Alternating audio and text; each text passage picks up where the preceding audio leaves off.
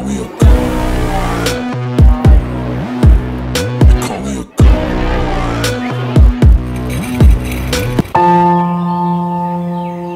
সিঙ্গুর ডাকাত কালীবাড়ি কে না চেনেন?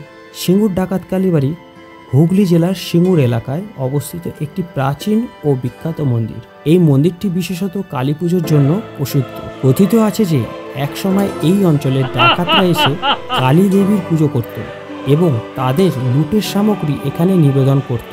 সেই থেকে এই মন্দিরটির নামকরণ করা হয় ডাকাত কালীবাড়ি। প্রতি বছর কালী পুজোর সময় এখানে হাজার হাজার ভক্ত সমবেত হন এবং বিশেষ পূজা ও উৎসবের আয়োজন করা হয়। মন্দিরটি তার ইতিহাসের জন্য সারা বাংলায় পরিচিত। মন্দির প্রাঙ্গণে দেবী কালীর মূর্তি এবং ভক্তরা এখানে এসে তাদের মনস্কামনা পূরণের জন্য প্রার্থনা করেন। এই মন্দিরে প্রতি শনিবার ও অমাবস্যার দিন বিশেষ পূজার আয়োজন করা হয়, যা ভক্তদের আকর্ষণ করে। আপনি যদি এই ডাকাত কালীবাড়িতে আসতে চান, কিভাবে আসবেন?